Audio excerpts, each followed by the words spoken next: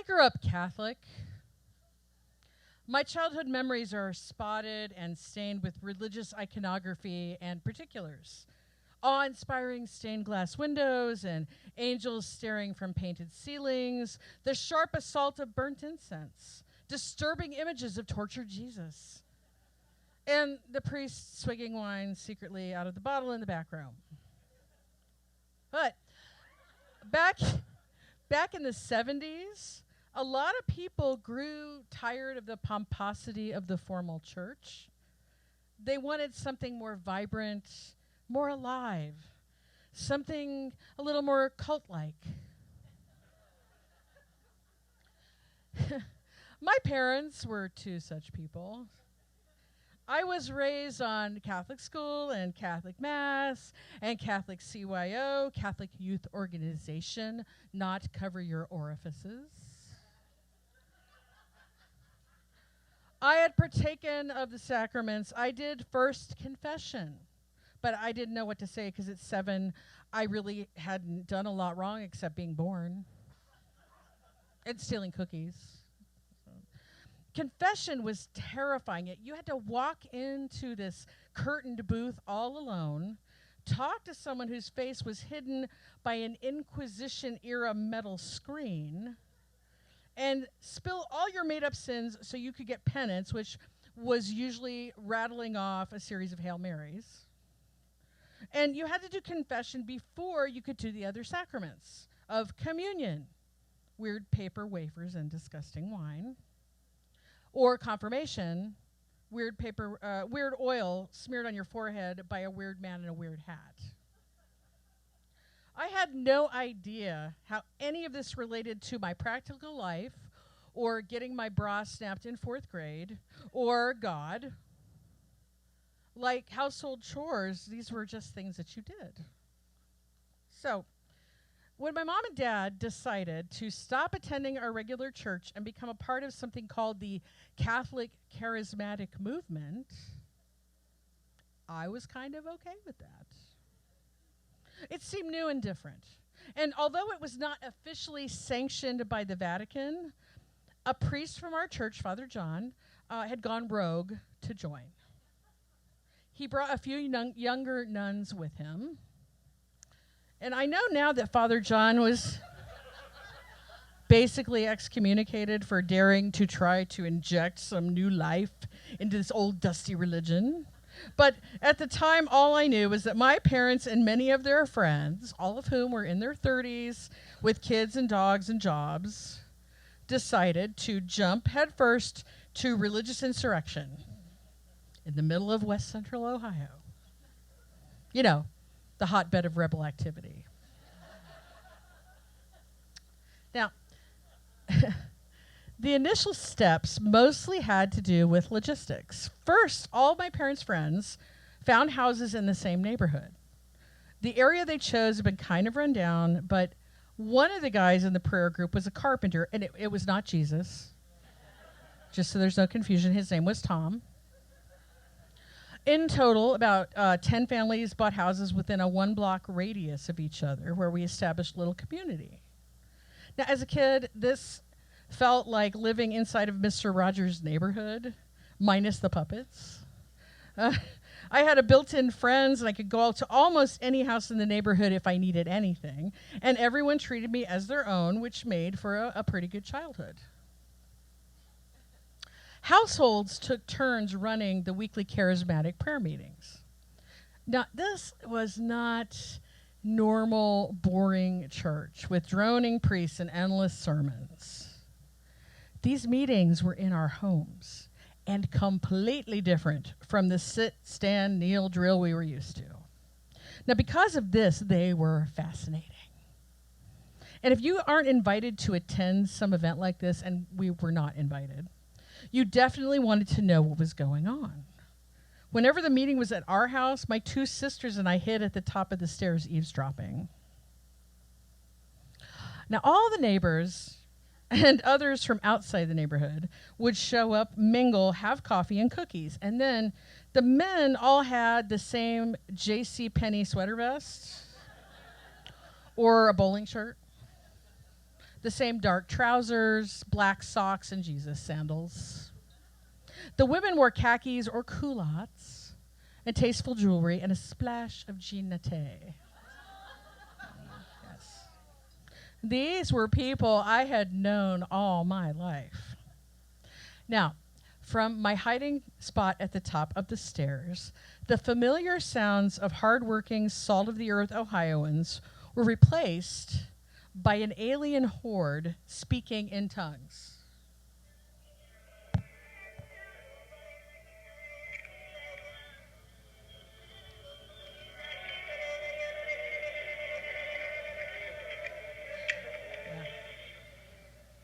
Yeah.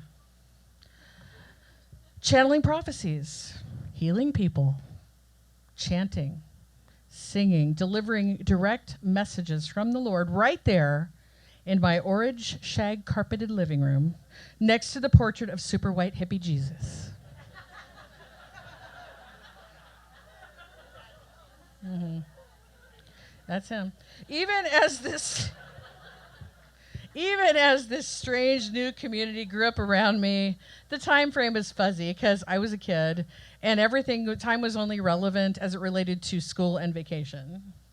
But at some point, Father John and his chorus of young nuns decided that we needed to make an even bigger break from the Catholic Church. To show our independence, we would all move out to a farm on the outskirts of town and operate under a new name. We were to become a religious commune called Bethlehem Farm.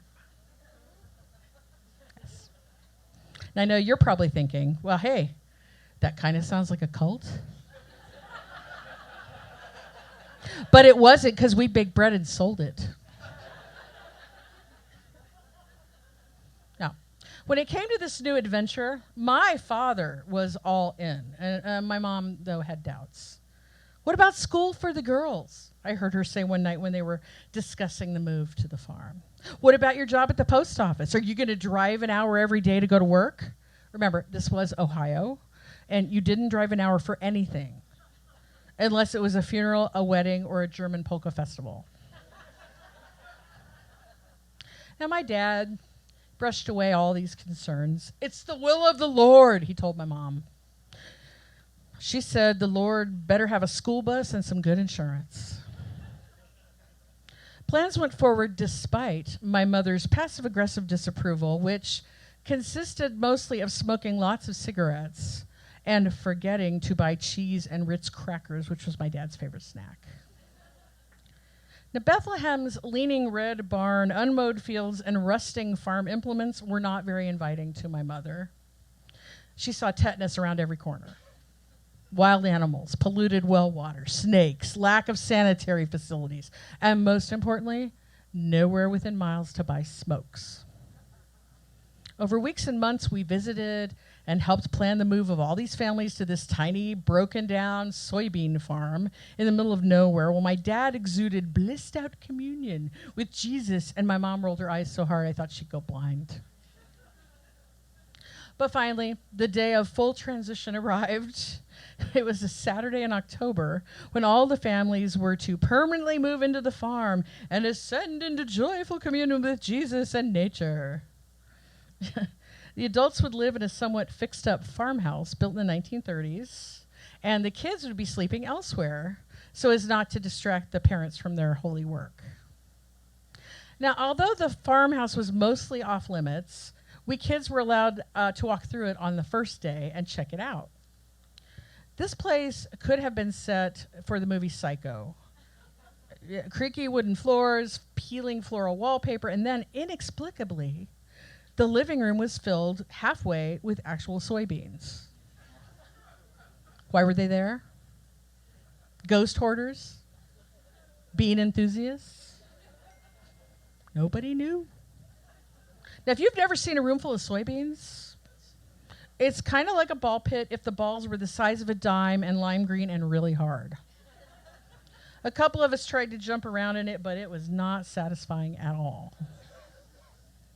My mom served up some serious side-eye to my dad when we walked by the soybean room. Now, after the parents were set up in the farmhouse, it was time to get the children settled. The boys would sleep out in the woods with another younger priest who had also joined our group. The girls, including me and my sisters, would sleep in the hayloft in the large red barn. Cots were set up in neat rows there, and the place smelled of hay. It seemed surprisingly nice and cozy. However, the first night we all slept up there, we ran screaming into the night due to an invasion of bats that were pissed that we had taken over their hangout. We believed the urban legend. Bats do and will make a permanent nest in your hair if they can. And you will never be free of them. Hence the running and screaming. We were eventually corralled by an adult and sent back to bed with the loft door closed to exclude more hair-threatening bat attacks. That's not fun. The following morning, though, things looked a lot brighter again. I woke to see dew sparkling on the grass like diamonds. Father John had, in the night, scattered objects all around to make a scavenger hunt for us. It felt like magic. As we rose and dressed, all the girls chattered excitedly, hoping the scavenger hunt would yield candy or magazines, toys, hair accessories, maybe even jewelry. But when we finally got out there and started looking, the items turned out to be things like rosaries, medals of saints, mini Bibles, and inexplicably Pop-Tarts. The gross fruit ones, not the good flavors. Still, as good pseudo-Catholic kids, we made the best of it.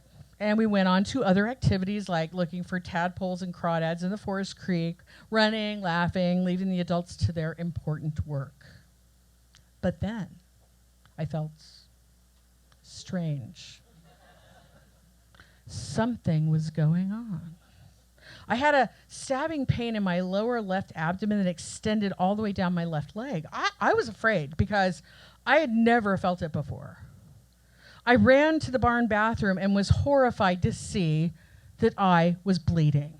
Bleeding! A lot. I'd never even broken a bone or scraped myself falling off a bike, so I was unaccustomed to seeing large quantities of my own blood outside of my body. I freaked out. I ran toward the farmhouse frantically looking for my mother, who I had not seen since we did the farmhouse walkthrough. I could not find any adults anywhere, and I didn't even know if we had a phone. What if I was dying?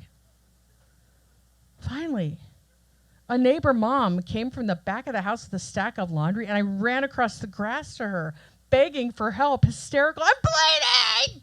I screamed. I need my mom! With a look of supreme serenity, she beamed at me. We're all mothers to all the children now, she said. I can help you. No! I screamed. I want my mother! The neighbor tried to stop me from running into the sacred space of the farmhouse, but I was faster than she was. And I threw open that big wooden front door. I bypassed the soybean ball pit. I went straight to the kitchen where the adults were all congregated. My mother was leaning by the back door, arms folded, and as soon as she saw me, she ran to me. Now, Therese, remember what we said, the neighbor lady said gently. We are all parents to all the children. My mother turned, and I will never forget the look on her face as she said pointedly, this is my daughter. Yeah, I know. She then took me by the arm upstairs to the bathroom, and I absolutely could totally see her lips pursed so tightly and eyes blinking so rapidly, I thought her head might pop off her neck like a pressurized balloon. Well, within moments, she had realized that I had only started my period. And then, as mothers do, she helped me get sorted. She gave me the explanation I needed, and she sent me on my way. The expression on her face had changed. Where she'd been simply skeptical, she was now determined, as if a decision had been made.